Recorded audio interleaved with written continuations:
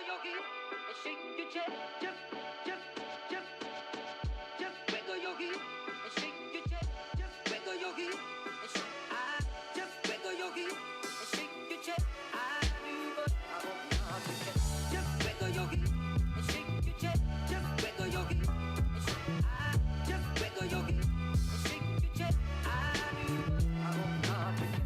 Just wiggle your hips and shake your chest. Just wiggle your hips and shake. Just wiggle your hips and shake your chest. Just. Real better and never good. Real better and never good. Real better and never good. Real better. Real better and never good.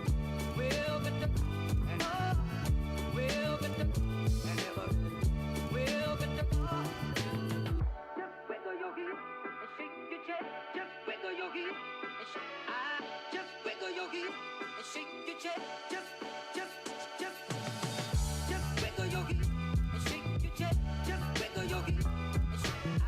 Just wiggle your hips and shake your chest. I do, but I won't not do that.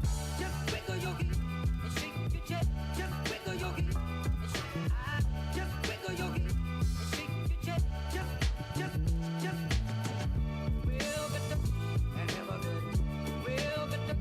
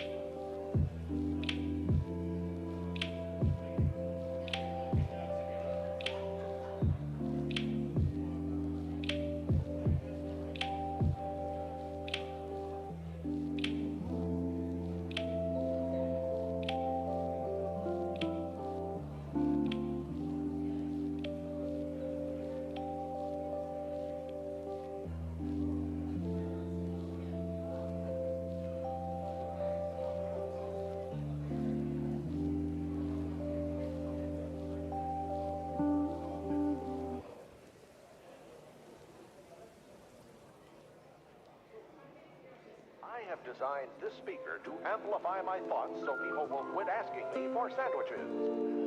That should work, right? I don't know what you're talking about, Space Ghost. Go ahead, My Mohawk. show was...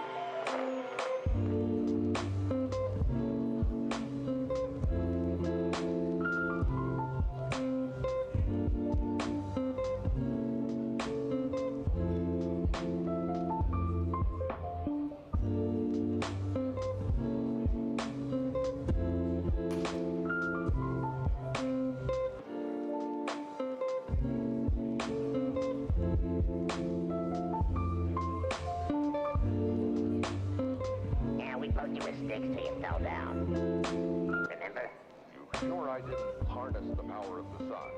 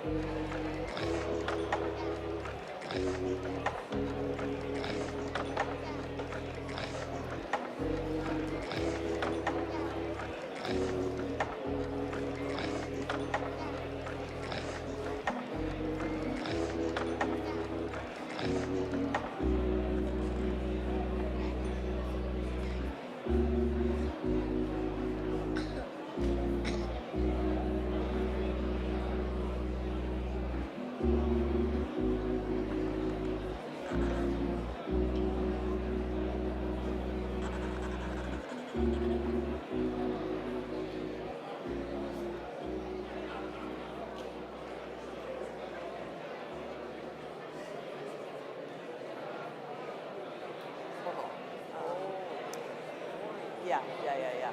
And see, in the private sector, we're funny. Yeah. Good evening. Yeah.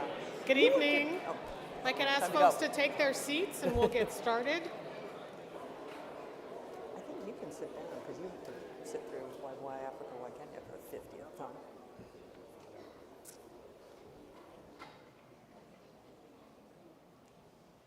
British is a good person to have on our celebrity. Good evening. It's wonderful to see everyone tonight. A couple folks are still grabbing their seats, but so we can stay on time, I will get the evening started.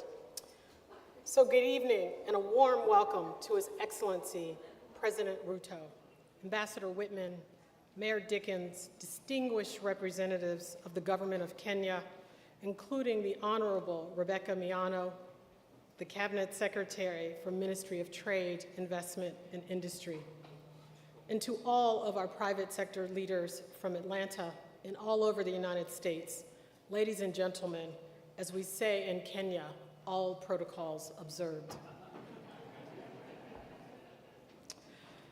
I'm British Robinson, the coordinator of Prosper Africa. It is my pleasure to host you this evening as part of the official Kenya state visit to the United States. I was fortunate to just be with President Ruto and Ambassador Whitman in Nairobi just a few weeks ago for the American Chamber of Commerce Business Summit. Kenya is a very special place and a very special country, but in particular for me.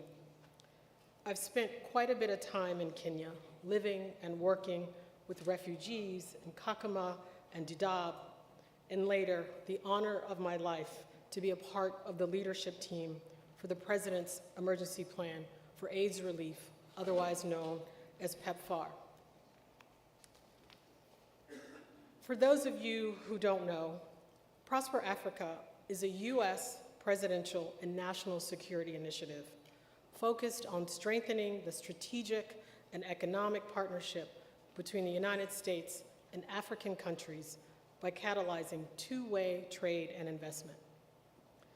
Prosper Africa is not just a way to trade and invest, but to do it on an exponential scale, to aggregate and to replicate remarkable new financial models that are changing the way business is done on the continent. Prosper Africa is a trade and investment model focused on mutual prosperity.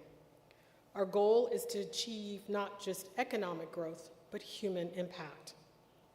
Kenyans and Americans will benefit. SMEs and larger companies will benefit. Producers and the companies that import their products will too.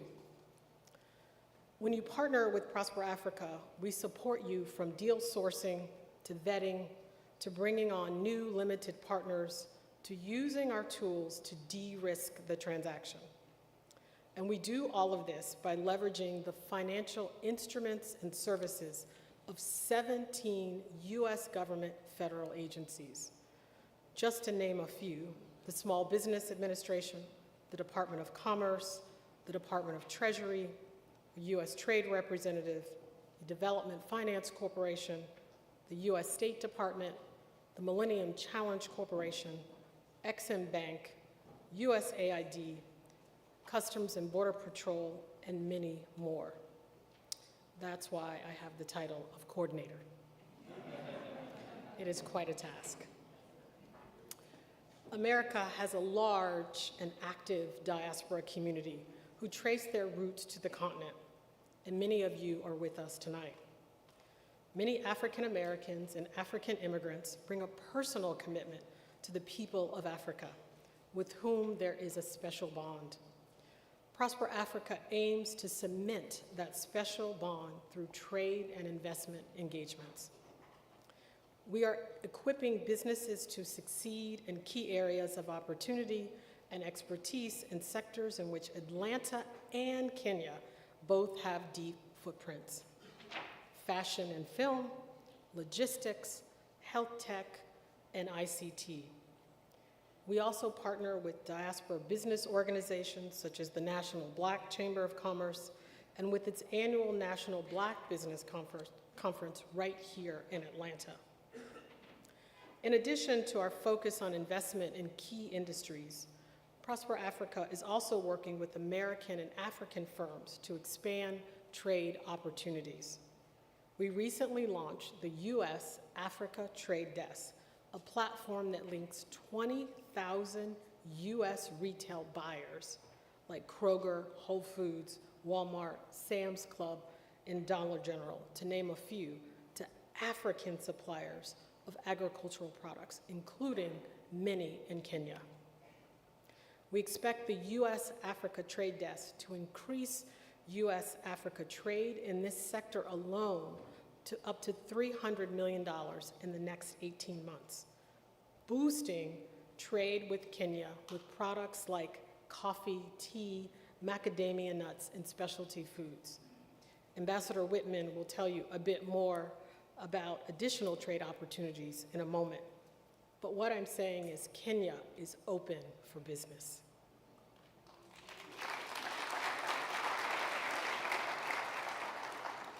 In fact, just last week, the Financial Times released its third annual report of Africa's 125 fastest growing companies and highlighted several Kenya enterprises that benefited from the support of Prosper Africa, including Contegra and Victory Foods. Contegra is a majority US-owned company based in Kenya that produces a refined extract of chrysanthemum flower for use in low to no toxic pesticides for organic farming, including in exports to the United States. Through its deal lifecycle, Contegra received a USTDA support for feasibility study, transaction advisory services through USAID and Prosper Africa to structure their investment narrative and to engage private investors and direct funding from the DFC. These efforts have helped Contegra raise $15 million in debt and equity investments needed to engage more than 30,000 Kenyan farmers so they could also expand their manufacturing capacity. We are serious about Africa.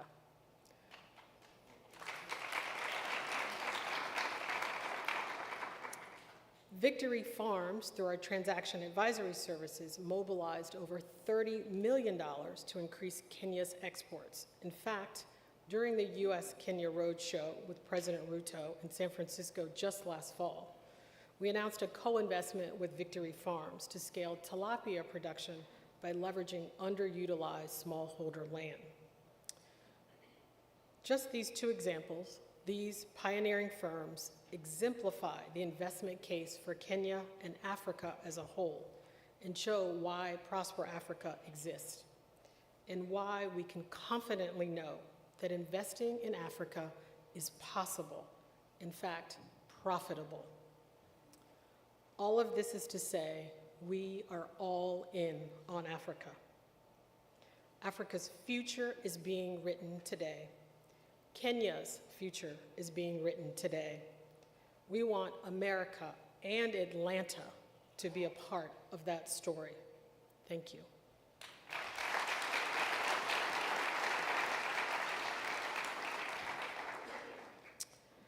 As I just said, we want Atlanta to be a part of Kenya's story and also a part of America's story.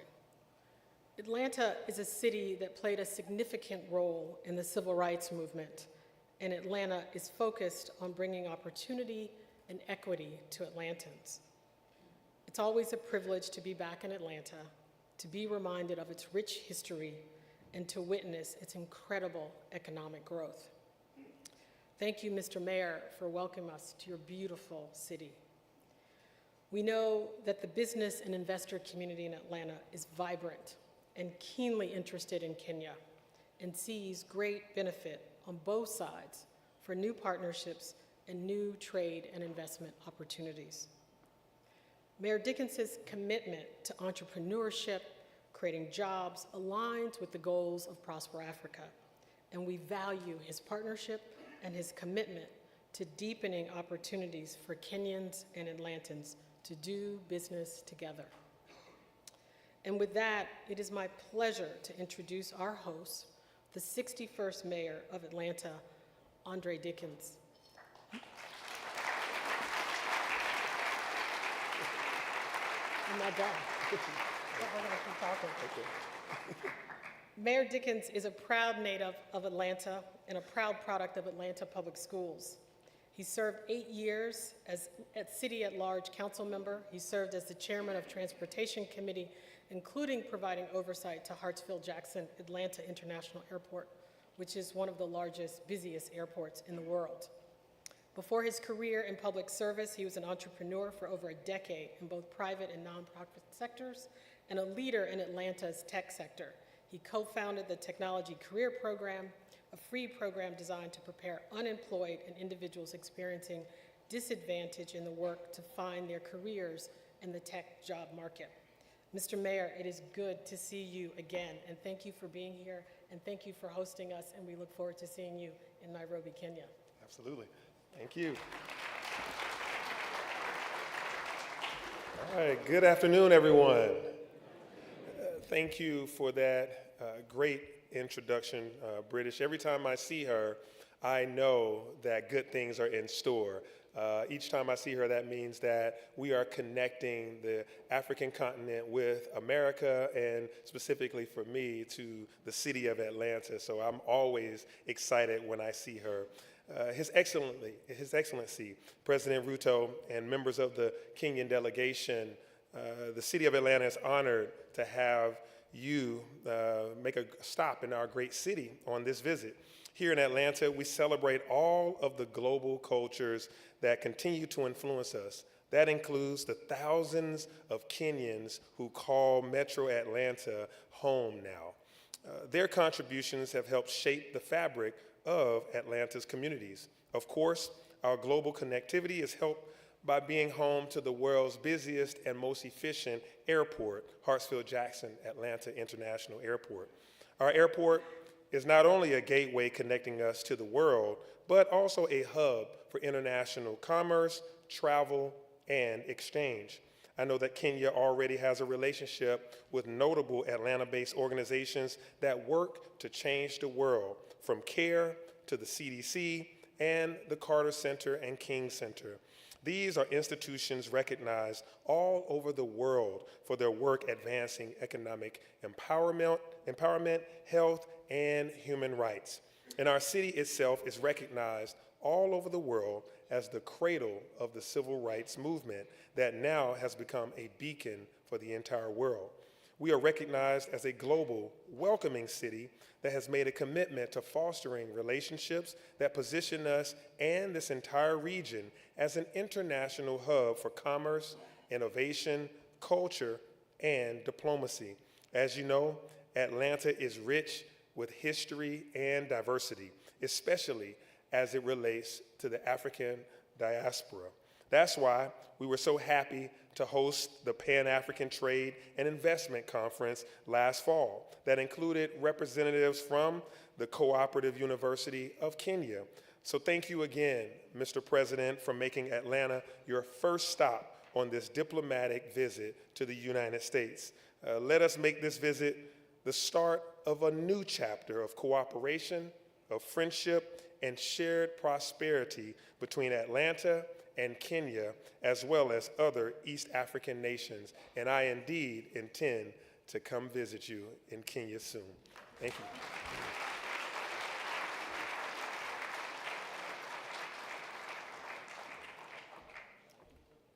Thank you, Mayor.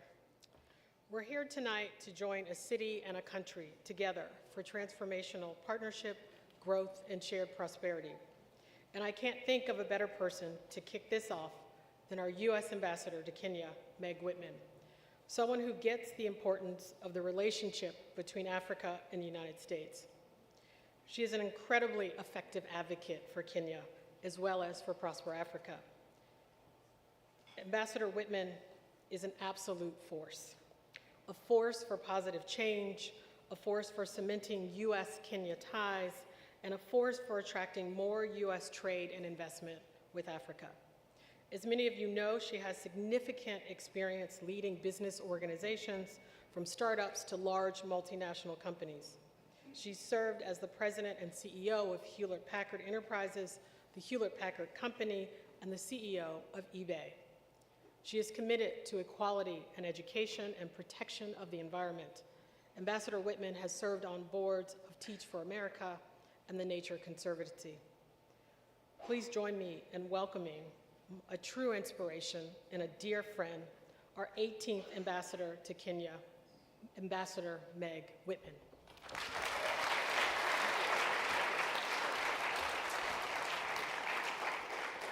Well, good evening. Welcome. This is so exciting to be here in Atlanta, one of my favorite cities in the United States. All protocols observed, because we're trying to get to the meat of things tonight. But first of all, it is an honor for me to be here in Atlanta with President Ruto, celebrating 60 years of the United States-Kenya partnership. And today, what I'd like to do is highlight some of the top opportunities for investment in Kenya, and I will share some exciting investment stories. Now, you might know that I'm quite bullish on Kenya's economic prospects, and I am not the only one. Bloomberg, as you all know, a world leader in business reporting, recently touted Kenya as the Singapore of Africa in a June 2023 article. Many of you know I was the CEO of Hewlett-Packard and the CEO of eBay. And I didn't pay as much attention to Africa as I should have when I was the CEO. In fact, I thought about Africa about 1% of the time. But if I was back in the boardroom today, now having spent 2 years in Kenya, I would have Kenya on my radar for two main reasons. Number one, supply chain diversification, and number two, net zero emissions. So let me describe that. Investing in Kenya offers every business the opportunity to diversify their supply chain and not rely on a single country or two.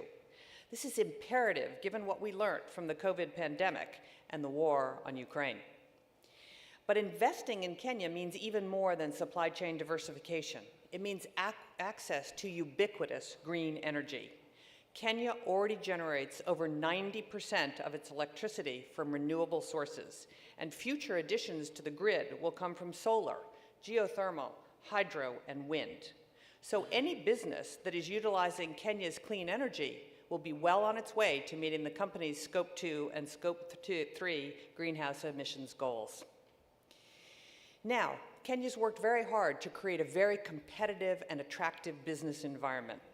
And just recently, following months of deliberations and consultations with the business community, Kenya made real progress in improving the business climate to an even better place than it was. And this is what Kenya has accomplished in just the last 12 months. First is elimination of VAT on export services. Export services is BPO, call centers, software development, eliminated all that on export services. Elimination of the domestic equity requirement for ICT companies. Removal of tax on stock-based compensation for employees of startups. Commitment to adhere to the OECD two-pillar framework for digital services taxes when it is finalized at the end of this year. And big steps to revitalize Kenya's special economic zones to maximize their competitiveness. Now, one of the reasons I am so optimistic is Kenya's entrepreneurial spirit. In my view, Kenyans should be known as Innovation Nation. And let me give you a couple of examples. Kenya's entrepreneurs attracted close to $800 million in startup capital in 2023, climbing to the top spot in Africa. On a pure dollar basis, not as a percentage of GDP, on a pure dollar basis, Kenya receives more startup capital than any other country on the continent, dramatically outperforming other leading countries like Nigeria, Egypt, and South Africa.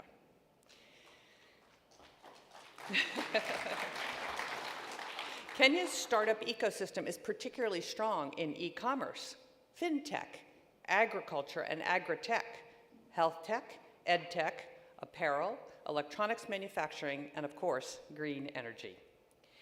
And when it comes to advantages, Kenya has several. It's the gateway to East Africa. It has a very well-educated labor force hungry for cutting-edge jobs and fluent in English.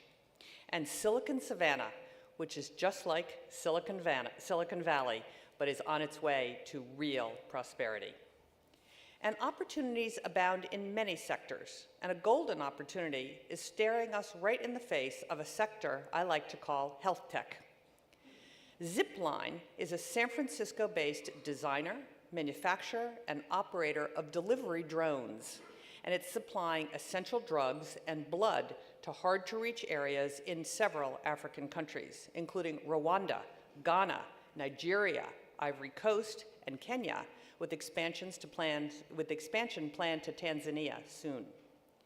The company started operations in Kenya in January of 2023 and employs already over 70 Kenyans, including all its drone pilots for 18 drones that make up to 90 deliveries a day. Opportunities also exist in advanced manufacturing, an essential aspect of any high-performing modern economy, and a sector that Kenya is primed to lead on the continent. I bet you didn't know that Kenya had a semiconductor company. Semiconductor Technologies Limited, what we call STL, is a Kenyan semiconductor manufacturing and nanotechnology company specializing in advanced semiconductor tool manufacturing, semiconductor chip wafer production, nanotechnology research and development, and supply chain security. What Intel was to Silicon Valley, STL can be to Silicon Savannah.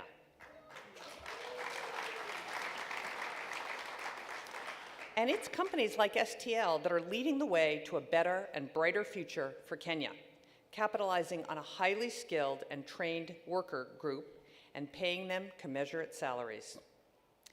There are more opportunities in Kenya that have me excited too. Kenya can offer a massive amount of emissions-free energy needed to power AI. Kenya is a place to grow the EV sector.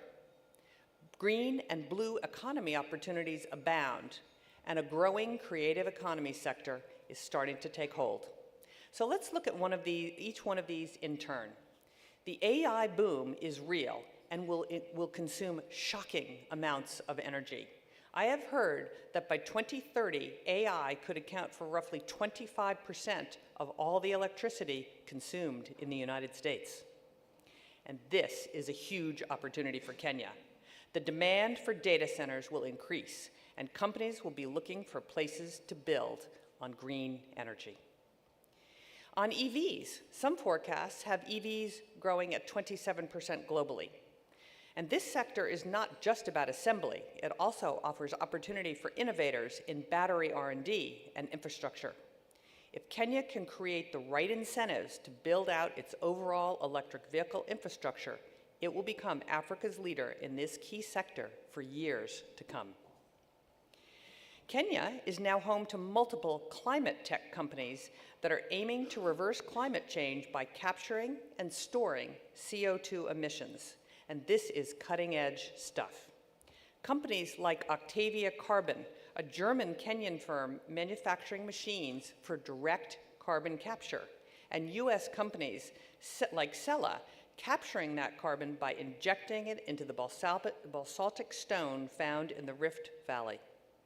And Talus Renewables is a new green ammonia fertilizer company that's growing really fast.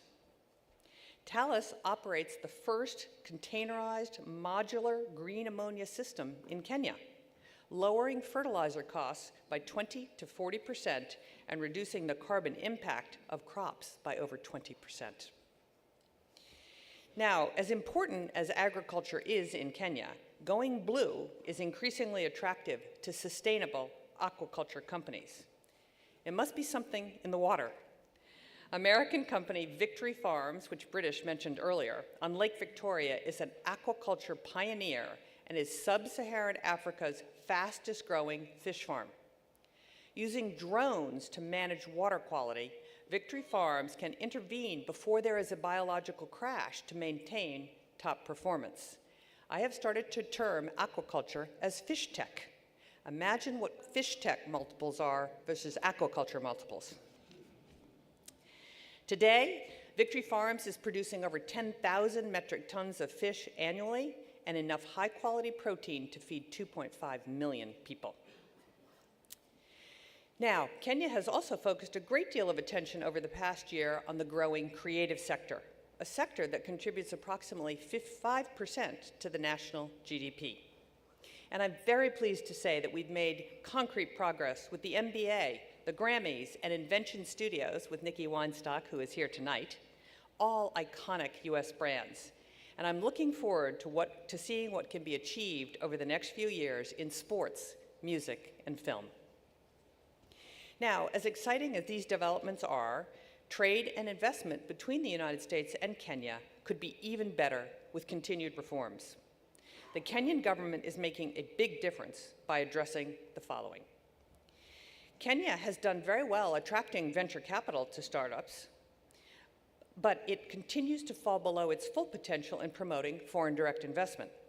We worked together last year to reform laws that previously discouraged foreign direct investment in tech and business process outsourcing. But Kenya is also going to make similar reforms to encourage foreign direct investment in energy, mining, and green manufacturing. On taxes, Kenya must have a consistent and transparent and fairly administered national tax policy to attract and retain foreign direct investment.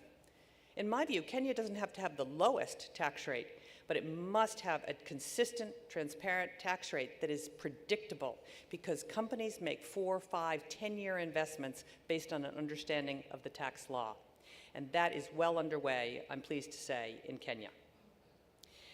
Well, I have been the US ambassador to Kenya for nearly 2 years, and I've had the opportunity to get to know the Kenyan people, Kenyan officials, and Kenyan and American businesses. And what I have seen of our economic relationship has been impressive and inspiring. Despite challenges, there are exciting opportunities being seized and waiting to be captured.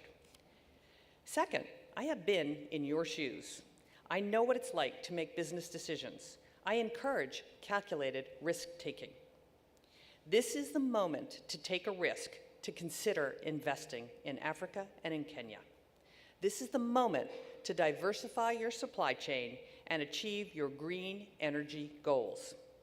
This is the moment to capitalize on our 60-year partnership and invest and build and grow our respective economies. Investing in Africa, and specifically Kenya, a continent and a country that feels a lot to me like Southeast Asia 20 years ago.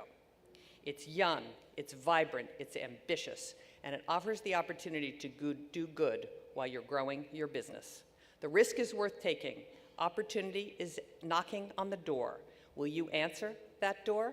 Thank you very much. It's a pleasure to be with you tonight.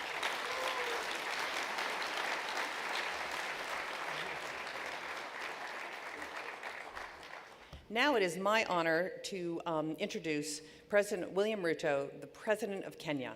And I have had the opportunity to work closely with him over the last 2 years. He is a dynamic leader that wants the very best for Kenya and understands that much of the key to the future of Kenya and the future of the continent is jobs, jobs, and more jobs for his people and for the continent.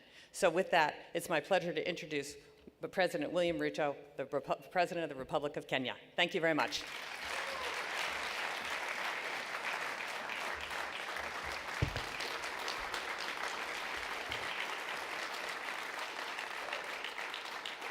Thank you. Thank you very much. Please, let's take our seats.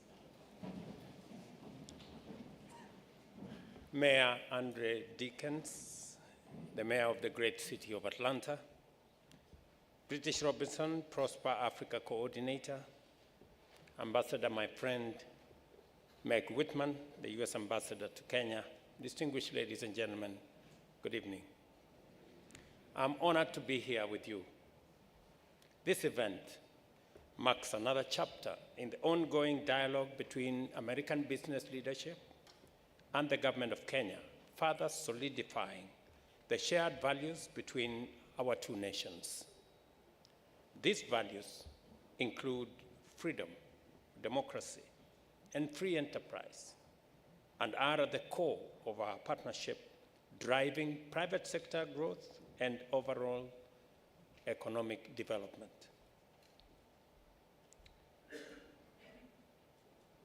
Your presence here today in this auditorium is an encouraging signal of the substantial progress we have made in positioning Kenya as a prime destination for trade and investment, and an opportune moment for me to make a strong case why you should choose Kenya.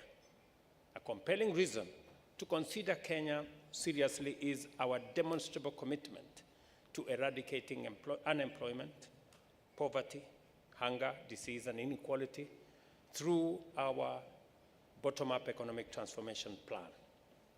Our focus is on transformative and inclusive growth, anchored by invigorated productivity at the bottom of the economic pyramid and driven by strategic investment in key sectors in our universal healthcare space, our food security expansion program, our agro-processing, affordable housing, the micro, small, and medium enterprise space, and of course, our digital infrastructure.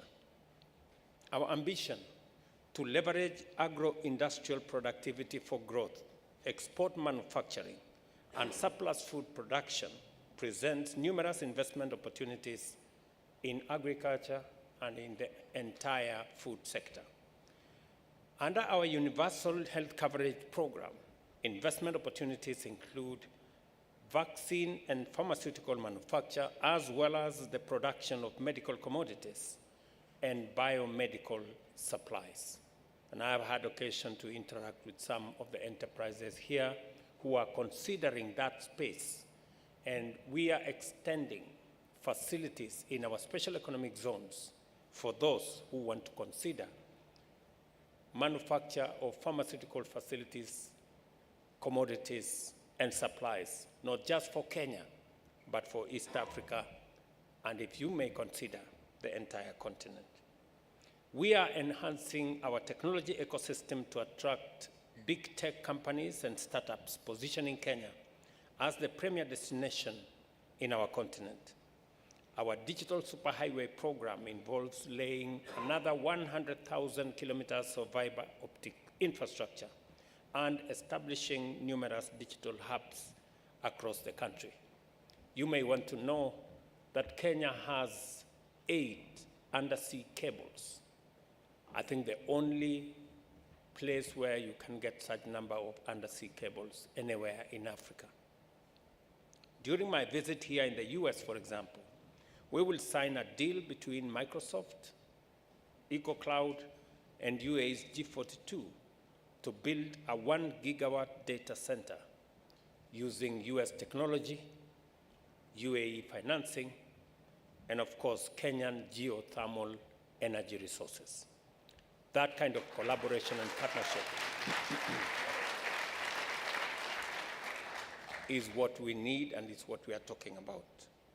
Kenya's largest BPO company, CCI Global, has doubled its workforce, adding another 4,000 jobs to serve American clients like United Airlines, Spirit Airlines, JetBlue, AT&T, and Shift, highlighting the importance of ICT-reliant sector in our partnership. We also lead in e-mobility. You heard Ambassador make that statement, hosting over 30 e-mobility companies and attracting regional players like Ampersand and US electric vehicle leader, Rivian.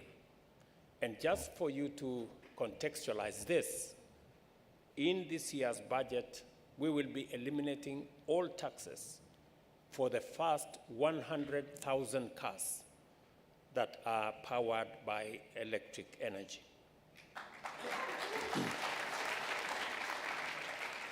Our affordable housing agenda will be realized through the construction of 200,000 housing units annually over the next 5 years. The opportunity to invest in this sector exists, and I have had occasion, and a friend of mine mentioned to me that they are willing to consider investment in that space because we believe that annually we should be able to have 200,000 homeowners in Kenya, and we want to have a private-public partnership engagement to deliver on the same. I am pleased to announce that our deliberate engagement with American investors has resulted in significant investments, with many leveraging on our PPP framework. In the past year, we have seen significant inflows, including substantial US grants that have integrated over 1 million farmers into lucrative value chains, collaborative healthcare projects, and initiatives that are enhancing our digital, including our physical infrastructure. Hosting business roadshows in major US cities has strengthened our ties with the American business community. This is part of our strategic trade and investment partnership to deepen economic relations between Kenya and the United States. We are committed to attracting significant foreign direct investment by creating a stable, transparent, and predictable business environment. Consequently, we are continuously enhancing our institutional framework, regulatory regime, and providing incentives to attract foreign direct investment. Kenya offers a highly strategic location to set up your business, whether you are interested in the domestic market of about 55 million people, or the East African market with 8 countries and a population of 330 million people, or you are interested in the COMESA ecosystem together with SADC that brings together 27 countries, a population of 720 million people, and a GDP of $3.4 trillion. That is the space and the scope you can get by investing in Kenya. Nairobi is a rational and strategic choice for many global multinational firms, international organizations, and NGOs due to its incomparable geostrategic position, and we host the only UN headquarters in the global south. We are renowned for our well-educated, highly skilled, hospitable, and enterprising population, including motivated young men and women who reflect our entrepreneurial spirit.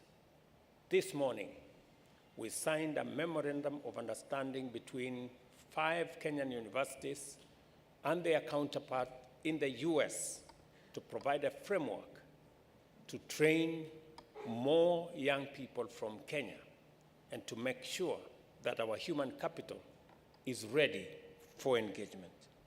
We have made tremendous investment to develop a modern, efficient, and seamless integrated transport, communication, and energy infrastructure. Our excellent network of ports, railways, roads, and airports reinforce Kenya's position as the gateway to East, Central, and Southern Africa. Additionally, as was mentioned here, 93% of Kenya's national grid is powered by renewable energy from abundant hydro, wind, solar, and geothermal resources, placing us on track to achieving 100% clean energy supply by 2032. Recognizing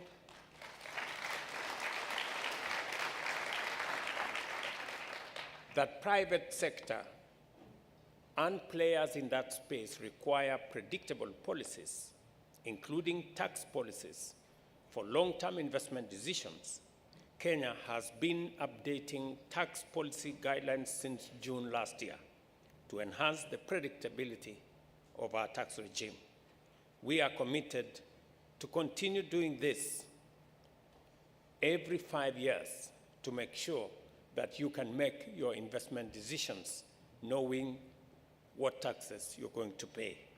Additionally, we have reviewed our digital services tax regime, aligning it with the Organization for Economic Cooperation and Development, commonly known as OECD, inclusive framework.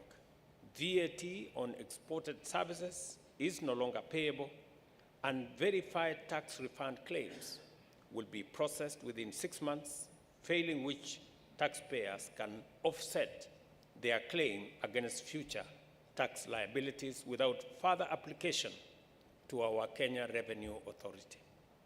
Startup companies are now exempt from paying tax due from unrealized gains on employee-allocated shares. Our commitment to making Kenya one of the most attractive places to do business has already borne fruit. Kenya has been ranked the 3rd most attractive place to do business in Africa by the World Bank, and we are continuing to build on this success story to do more, to attract more. The national ICT policy, which required foreign companies to have a 30% domestic equity, was repealed last year to facilitate greater investment in our ICT sector. Over 100 foreign and local firms are thriving within our special economic zones and export processing zones under the new policies. Let me also say that the special economic zone model is driving tremendous activity in investment, manufacturing, and exports, creating employment and building the wealth of our nation. Kenya's apparel exports to the United States hit an all-time high of US dollars 544 million, with renowned US brands like Calvin Klein, Levi, Lee, and Wrangler sourcing from Kenya and creating 12,000 new jobs in the past 2 years. One critical thing that you should bear in mind is that our spirit of partnership, based on our shared values, is real. Much of the progress in improving Kenya's business environment and investment and investor climate stems from open and frank discussions with investors, the American mission in Kenya, and at various levels of government, including directly with my office. To enhance effectiveness and responsiveness is managing the growing volume of interactions. We have established a structured engagement framework. This includes the recently launched trilateral business dialogue between the American Chamber of Commerce, the Government of Kenya, and the United States, which shall be mandated to meet every 3 months to address and resolve challenges faced by investors and other businesses in our country. This is important because we value each of our 400 US companies that participated in the 4th AmCham and those that have chosen Kenya as the location of their regional branches or headquarters.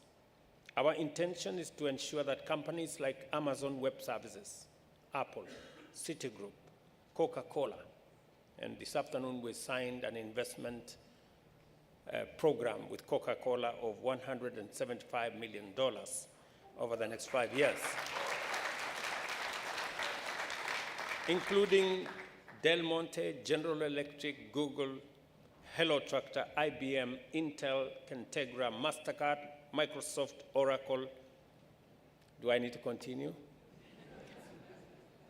All of them are among many companies that we guarantee maximum value for their investors by realizing the full benefits of working from Kenya, working in Kenya, and working with Kenyans. I thank the American Chamber and specifically Ambassador Mick Whitman, the US Ambassador to Kenya, for their leadership in establishing this important framework. Ambassador Whitman continues to be a great friend of Kenya and a tireless champion of US investors. Her round-the-clock involvement has enabled us to make very quick progress in our dialogues and in implementing our consensus. This is the spirit in which Kenya and the US should engage now and always. Together, through effective partnerships, we have a historic opportunity to unlock the vast potential for the benefits of millions of Kenyans and Americans alike. The case I make is straightforward. Kenya works, Kenya means business. As long as you are talking investment, we are ready for you, and together we shall make your vision to be. Welcome to Kenya, and I thank you.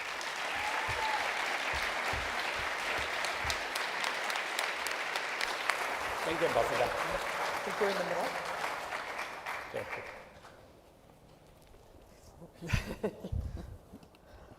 Soft chairs. Two incredible cases for investing in Kenya. Thank you, Your Excellency and Ambassador Whitman. Truly a dynamic duo. I was talking a little bit to His Excellency in the back, and he mentioned to me that Meg, as he calls her, I call her Ambassador Whitman, Ambassador Meg, is a godsend, and she truly is. They are a team. Thank you. Thank you. And Your Excellency, the U.S. private sector community is stirred with their interest in investing in Kenya. They are looking forward to having you here this week. On behalf of the American people, we are honored to have you in our country. Thank you.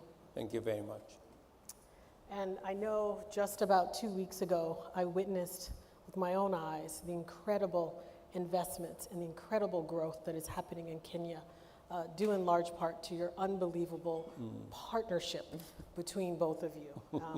And what I wanted to do is sort of double click on that partnership and that relationship and the opportunities that afford both countries as we partner together and deepen our relationship and frankly our friendship. So I'll start with a question for both of you. This trip is focused on strategic trade and investment between the US and Kenya. Your Excellency, what are your key objectives for the visit? How do you envision the future of US-Kenya trade relationships evolving over the next decade? And Ambassador, I'll ask you the same question. We'll start with you, Your Excellency. My visit to the United States in this state visit is significant. It builds on 60 years of a relationship built on common values of freedom, democracy, free market, and the belief in the rule of law. We share that foundation with our brothers and sisters in the United States, and it gives us an opportunity to build a partnership that will not only address the challenges we have, but also explore the opportunities that exist. The challenges we have being the challenge around climate change, around our economies, around the wars that face our regions, peace and stability. All these issues inform the relationship that we have, and we are proud of the relationship that we have built with the United States in matters to do with peace and security. Like the United States, Kenya is central, is the anchor state in our region, managing issues in Somalia, in South Sudan, in the Sudan, in Eastern DRC, and we have a great partnership because we believe without peace and security, there can never be any meaningful development. And it is our intention to have a safer world, a freer world, and a much more prosperous world. We also see in that context the real opportunities that exist for people-to-people engagement, for leveraging on Kenyan human capital, what we have in Kenya as our natural resources, the enormous resources we have in renewable energy, the resources we have in food security, the resources we have in our human capital, and leveraging those and twinning those with the huge resources that exist in the United States around technology and around finance. So this is the opportunity that we have to recalibrate this relationship and make the partnership work for the people of Kenya and for the people of the United States. And it is a terrific moment for me to engage with the American leadership, with the American private sector, with American business, and to work towards building a much more freer world, a safer and a much more prosperous two countries and globally. Thank you, sir. Ambassador Whitman. Great. Yes, please.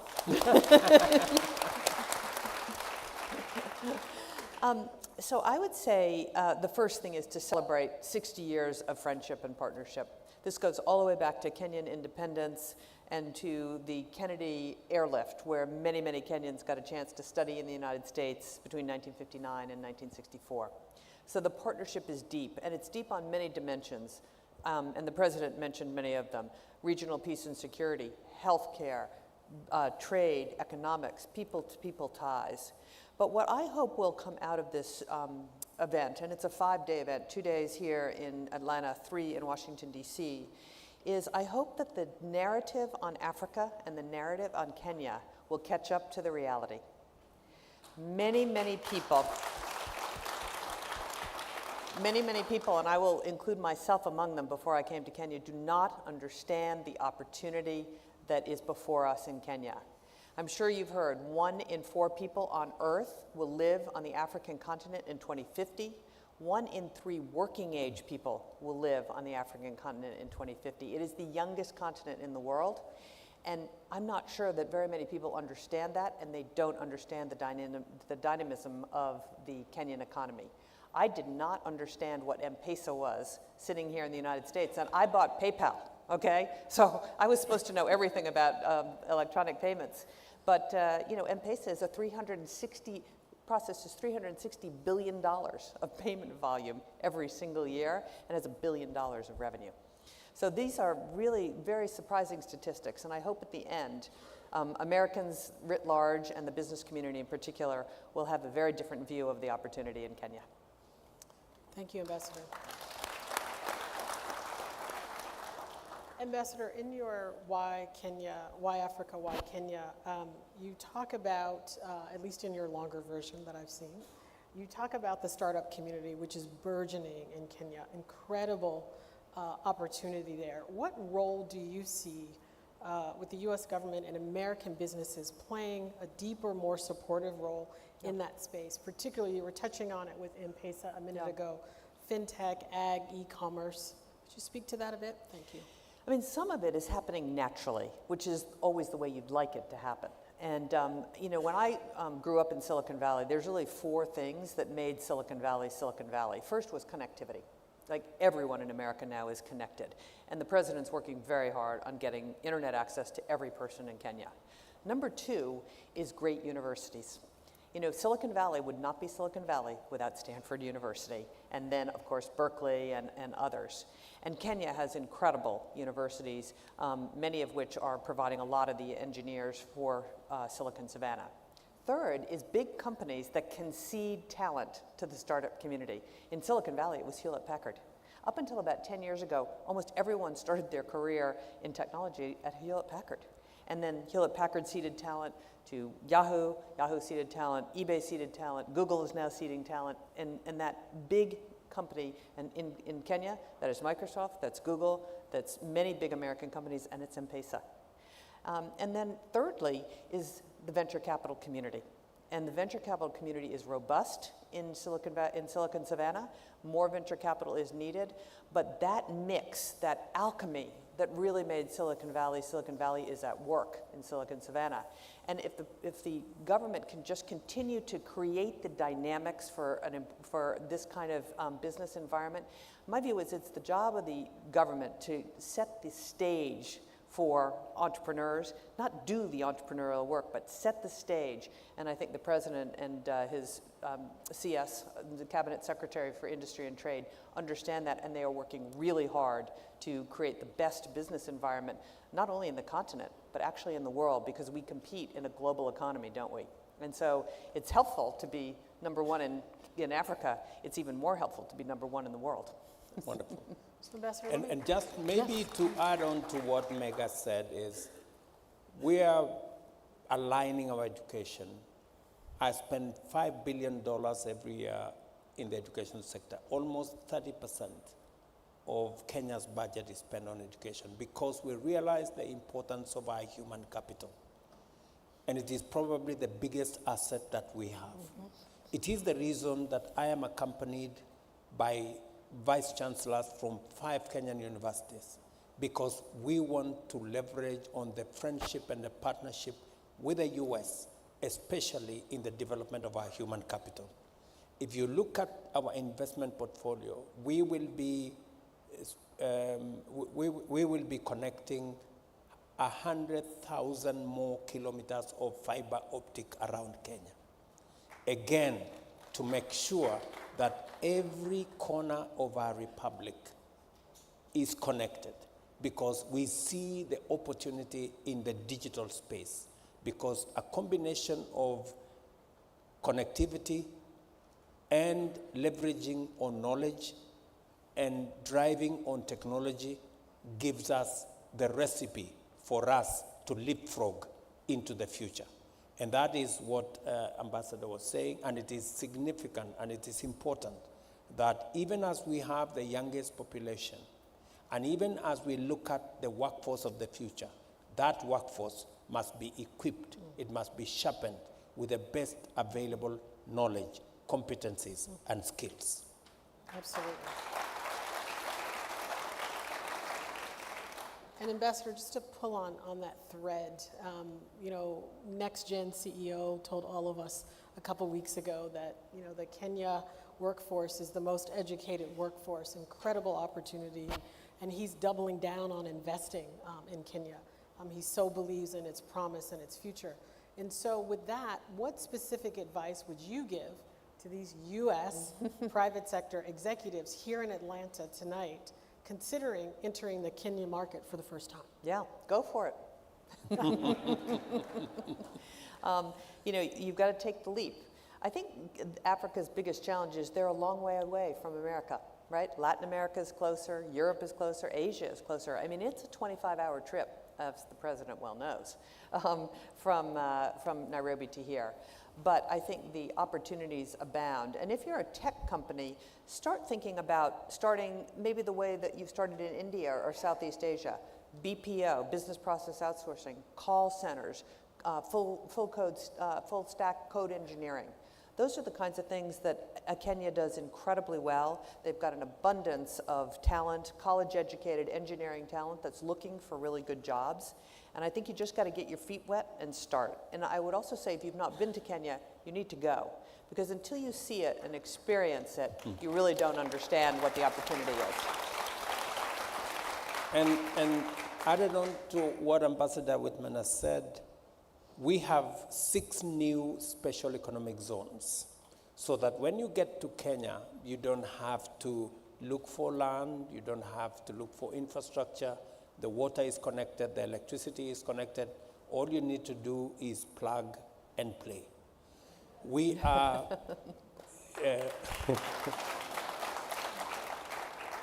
we are creating that infrastructure to make it easy for people to invest and for people to see the opportunities. And think about it this way. This is where you will have a quarter of the world's population living by 2050. Any serious business person who is not thinking long term, who is not thinking 25 years from now, should revise or should fire your advisors. No, you really need to think about where is the market of the future? Where is the workforce of the future? 40% of the global workforce will be working from the African continent. You better start to think about how do you place your business in the continent that will give you the workforce you're looking for and the market you're looking for your product. Amen. Your Excellency, to follow, that took real leadership for you to create these economic zones, to eliminate the VAT on export services. Can you elaborate on your next set of reforms that your administration is planning to implement further improvement to increase the business environment, both at the local level but also for international investors that are with us tonight? We understand that times change. We understand that the business environment requires a continuous conversation. And that is why we have put in place a mechanism where continuously we engage with the private sector, with business, making sure that we keep pace with change in the business environment so that we can eliminate taxes that impede. We can also build a bigger ecosystem. We are looking at what we can do more to make sure that the boundaries we have between countries instead become bridges for us to be able to move to the next place. We are, for example, eliminating requirements for visa. We have eliminated visa in Kenya for all countries except those that we believe have terrorists and other people. But we have made sure also that we are working with the rest of our partners in the continent to make sure that we make it easier for people to set up camp in Kenya, but to also access markets beyond Kenya, so that Kenya can become the hub and can become the catalyst for access into the greater African market. Thank you. And you're also very passionate about renewable energy. And I don't think most people know, but that over 90% of your electricity comes from renewable resources. How does your administration plan to take advantage of that, attract more green energy investments? You touched on it a few minutes ago, but I thought we would double click because Kenya is such a leader when it comes to EVs and climate tech, and I know Ambassador Whitman has thoughts around that as well, but Your Excellency. Companies here know that their net zero requirements are part of what business is thinking about today. So if you're looking at a destination that would not only give you an investment opportunity, but it will also help green your business, it is the reason why you should invest in Kenya. Because it gives you the opportunity to make sure that you begin the journey to meet your net zero requirements. We have just concluded the purchase of another 5,000 acres in a green zone that will give opportunity to business to be able to do your business, whatever it is that you're doing, but also earn the points that will give you your net zero target in your business. So, and we are continuously moving our green energy, and I have told you by 2032, in 8 short years, we will be 100% green in our grid.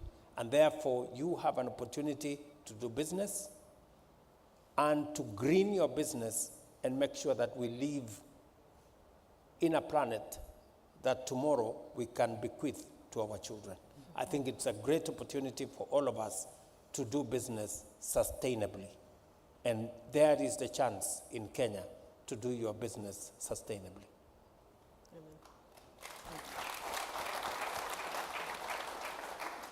Ambassador Whitman, just to follow on that, the green transition, conservation is inextricably linked to that. Could you speak about the incredible efforts that are happening in Kenya around conservation? Sure. And let me just add one thing before I do that to what the President said. Not only is the energy green, the objective is to have it be less than 5 cents a kilowatt hour. And that is a really important part of green but affordable. And that is an unsubsidized cost. So I know that's the objective. So listen, Kenya has done a remarkable job in conservation. They have an objective to preserve 30% of their land by 2030. And it is not only national parks, but it is what they call community conservancies, where communities come together to put their land into conservancies and then benefit from, whether it's leaseholds from game camps or other ways of making money for the community. There are now more conserved land outside of the national parks than inside of the national parks, and there are more animals in the community conservancies than there are in the national parks. So it's quite a record of accomplishment. Lots more opportunities. The President is considering putting together the largest rhino conservancy in Africa, the Kenya Rhino Range expansion, and also conserving even more land along the border of Tanzania and Kenya. So lots more work to be done, but it's an impressive record of conservation, in part because tourism is 10% of the GDP, but it's also the right thing to do for generations going forward. Your Excellency, do you want to? I think that's the space that we're focused on. We currently have a program of planting 15 billion trees. We want to restore 10.6 million acres of wetlands, fragile ecosystems, including our deforested areas, to make sure that we continuously invest in our natural assets for absorption of CO2, and to make sure that we not only meet our NCDs as a country, but we also contribute to global net zero targets. Because we believe, as a responsible citizen of this globe, that we must do beyond what others are doing so that we can be able to have a livable planet for all of us. And that space, it's amazing how communities themselves realize the importance of the whole space around conservation.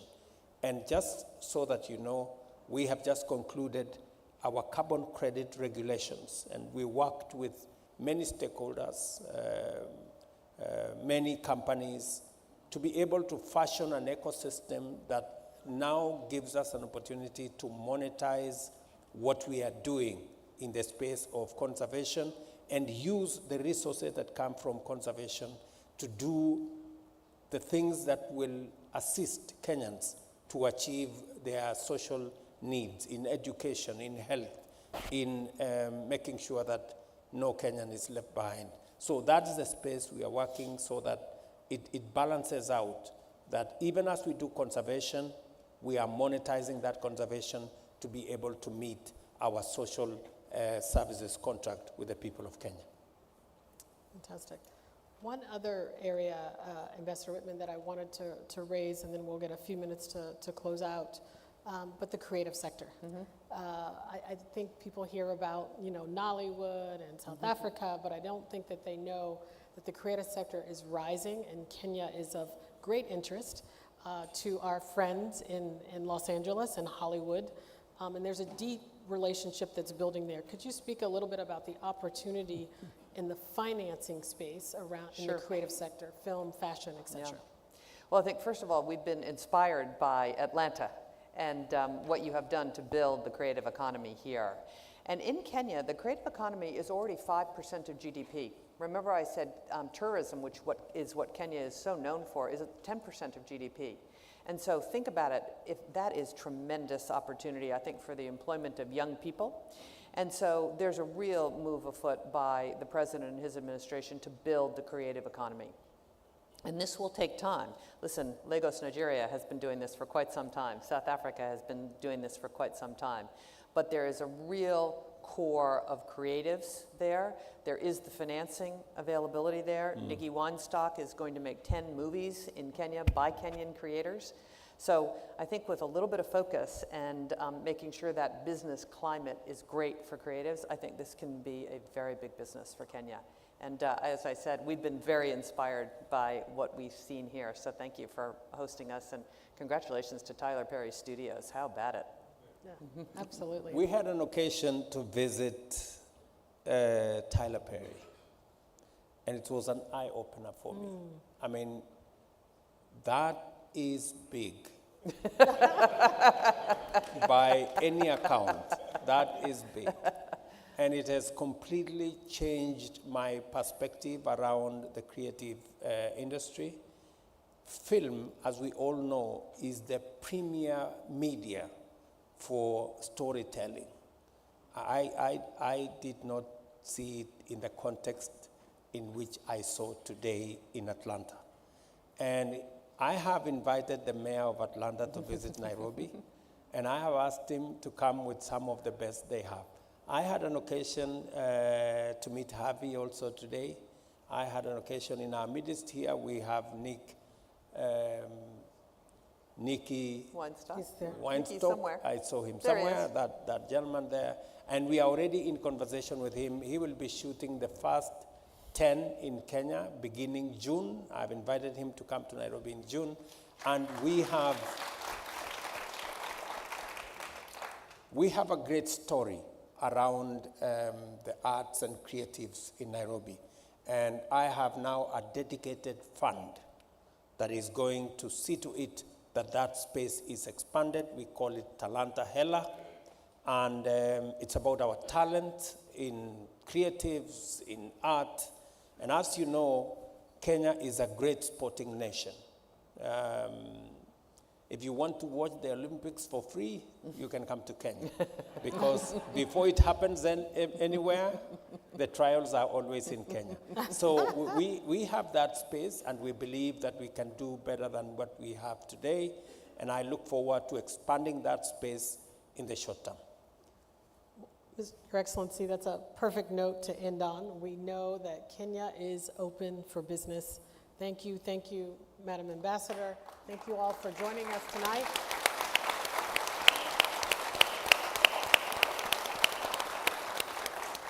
And our reception is open. Thank you for joining us. Have a good evening. Thank We're you. going to do a photo. Thank you We're very supposed much. to stand 2 or 3 of